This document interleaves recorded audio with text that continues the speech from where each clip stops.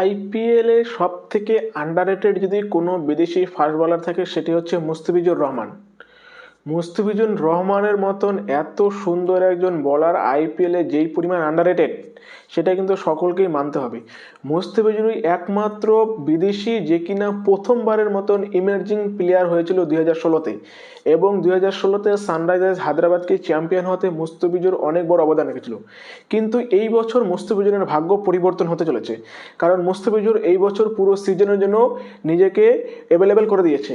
প্রতি বছরই দেখি বাংলাদেশের বিসিবি কোনো না কোনো রকমের নানা রকমের তালবাহানা করে মুস্তাফিজুরের আইপিএল খেলা নিয়ে, কিন্তু এই বছর মুস্তাফিজুর পুরো সিজনের জন্য উপস্থিত থাকবে। তাই এই বছর মুস্তাফিজুরকে নিতে কিন্তু প্রতিটা টিমই আগ্রহ দেখাবে। বিশেষ করে Kolkata Knight Riders, Chennai Super Kings, Lucknow Super জায়ান্টের মতন ফ্র্যাঞ্চাইজিসের যাদের বিদেশি বলার খুব চাহিদা, কারণ এদের দলে কিন্তু বিদেশি বলার সেই রকম নেই, তাই এরা অবশ্যই চাইবে মুস্তাফিজুরের মতন একজন বলারকে নিয়ে আসতে। কারণ মুস্তাফিজুর রহমান যেরকম কোয়ালিটির বলার সেই রকম কোয়ালিটির বলার কিন্তু এই বছর আইপিএল অকশন টেবিলে উপস্থিত নেই। একমাত্র মাথিসা পাথিরান ছাড়া মুস্তাফিজুরের থেকে ভালো বলার এই বছর আইপিএল অকশন টেবিলে উপস্থিত নেই, এটা সবাইকে মানতেই হবে। মুস্তাফিজুর রহমান পাওয়ার প্লেতেও বোলিং করতে পারে, মুস্তাফিজুর রহমান মিডল অর্ডারও বোলিং করতে পারে, মুস্তাফিজুর রহমান ডেথ ওভারও বোলিং করতে পারে। আর মুস্তাফিজুর রহমানের সাথে কিন্তু যে ইঞ্জুরি যে একটা থাকে কনস্ট্যান্ট, সেটা কিন্তু নেই। আর মুস্তাফিজুর রহমান প্রতি বছরই কিন্তু তার যে ন্যায্য মূল্য সেটা পায় না। আমি গ্যারান্টি দিয়ে বলছি, মুস্তাফিজুর রহমান যদি বাংলাদেশের খেলোয়াড় নয়, ইংল্যান্ড, সাউথ আফ্রিকা অথবা অস্ট্রেলিয়ার হতো, তাহলে হয়তো মুস্তাফিজুর রহমান প্রতি বছরই 12 থেকে 15 কোটি টাকায় বিক্রি হতো।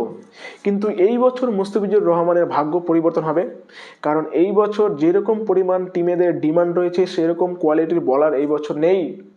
একমাত্র মাথিসা পাথিরান এবং মুস্তাফিজুর রহমান দুজনই একমাত্র কোয়ালিটি বলার যারা কিনা এই বছর অকশন টেবিলে উপস্থিত থাকবে।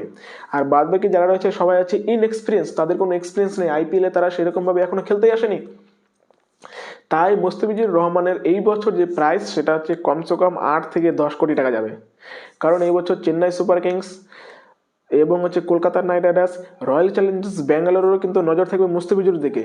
এছাড়াও লখনৌ সুপার জায়ান্ট, এই চারটা দল মুস্তাফিজুর রহমানকে নিতে আগ্রহী দেখিয়েছে।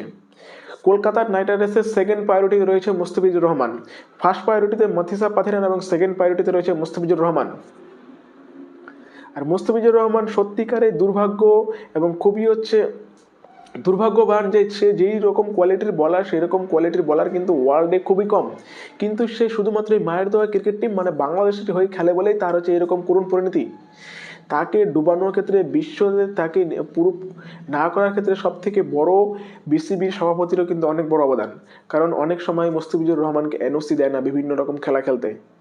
কারণ আইপিএলের মতন একটা জায়গাতে যেখানে বিশ্বের প্রতিটা খেলোয়াড় কী করে মুখিয়ে থাকে যে কখন আইপিএলে খেলবো, আইপিএলে এত পরিমাণে বড় বড় কোচ থাকে, নামি দামি সব ফিজিও থেকে সব কিছু মানে উন্নত মানের থাকে, যার ফলে অনেক কিছু শেখার থাকে। তাই প্রতিটা প্লেয়ারই কিন্তু আইপিএলে খেলার জন্য স্বপ্ন দেখে, কিন্তু বাংলাদেশের বোর্ডেরা এক অন্যরকম তালবাহানা করে মুস্তাফিজুরকে প্রতি বছর আটকে দেয়। কিন্তু এই বছর সেটা হবে না, মুস্তাফিজুর প্রতিটা সিজনের জন্য উপস্থিত থাকবে এবং মুস্তাফিজুর জন্য কমসে কম 8 থেকে 10 কোটি টাকা যাবে। আর কলকাতাতে কে কে মুস্তাফিজুরকে দেখতে চাও সেটা অবশ্যই জানাবা। আর আমি কিন্তু মুস্তাফিজুরকে কলকাতাতে 2022 থেকে যাইছি, কিন্তু দুর্ভাগ্যবশত জানি না আমরা কেন বেঙ্কি মামা কেন বারবার আমাদেরকে হতাশ করছে এবং মুস্তাফিজুরের মতন একজন বলারকে কেন নিচ্ছে না। মুস্তাফিজুরের মতন বলার ইডেন গার্ডেনে কিন্তু সত্যিকারে খুবই খুব খুব খুব বেশি প্রয়োজন।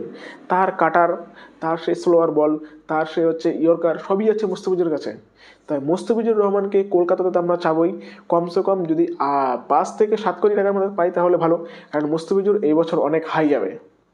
কারণ মুস্তাফিজুরের মতন কোয়ালিটি এবছর কেউ নিয়ে আসে না। তাই মুস্তাফিজুর রহমান আর বর্তমানে ফর্মেও রয়েছে ভালো, তিনি দিল্লি ক্যাপিটালসের হয়ে আইএল টি20 খেলছেন আবুধাবিতে, সেখানে তিনি বেশ ভালো পারফরমেন্স করছে এবং সেই পারফরমেন্সটা কিন্তু তার এই অকশন টেবিলে অবশ্যই কাজে লাগবে। কারণ মুস্তাফিজুর এর আগেও দিল্লি ক্যাপিটালস হয়েছিলেন, কিন্তু দিল্লি ক্যাপিটালস তাকে রিপ্লেসমেন্ট হিসেবে নিয়েছিল মিচেল স্টার্কের আগের বছর, এবং এই বছর তাকে রিলিজ করে দিয়েছে। তাই মুস্তাফিজুর রহমানকে এই বছর কলকাতা, চেন্নাই অথবা লখনৌ এই 3টা টিমের মধ্যে একটা টিমে যাবে, আমি একদম শিওর দিয়ে বলছি। আর মোটা টাকার অঙ্ক কামাবে, যেটা হয়তো এর আগে কোনো বাংলাদেশি খেলোয়াড় অন্তত পক্ষে আইপিএল থেকে কামাননি। কারণ মুস্তাফিজুরের মতন ট্যালেন্ট এই বছর আইপিএলে উপস্থিত নেই, বিশেষ করে বিদেশি ফাস্ট বোলার তো একেবারেই নেই। আর ফাস্ট বোলারদের কিন্তু মিনি অকশন থাকে একটা, মনে করো চাঁদ, আকাশের চাঁদ, পূর্ণিমা চাঁদের মতন থাকে ফাস্ট বলারের মিনি অপশনরা। মিনি অপশনে ডিমান্ড বেশি থাকে, সাপ্লাই কম থাকে, তার মধ্যে কোয়ালিটি তো একেবারে থাকেই না। তাই প্রতিটা টিমেরই আকর্ষণ থাকে ফাস্ট বলার দিকে। আগের বছর আমরা দেখেছিলাম মিনি অপশনে কি করে কলকাতা নাইট রাইডার্স মিচেল স্টার্কের জন্য 25 কোটি টাকা পর্যন্ত গিয়েছিল, দেখেছিলাম। এবং প্যাট কামিন্সের জন্য 20 কোটি টাকা গিয়েছিল। তার আগে আমরা দেখেছিলাম প্যাট কামিন্সের জন্য কলকাতা নাইট রাইডার্স 15 কোটি 50 কোটি 15 কোটি পর্যন্ত গিয়েছিল, মনে আছে? ভিডিওটি যদি ভালো লাগে অবশ্যই একটা কমেন্ট করবেন, লাইক করবেন এবং জানাবেন আপনি কি মুস্তাফিজুরকে কে কে চান কি চান না। আর যদি চান তাহলে অবশ্যই কমেন্ট করে জানাবেন, কারণ আমরা বাঙালি আর আমরা কে কে ফ্যান, তাই অবশ্যই আমরা চাইবো মুস্তাফিজুরের মতন একজন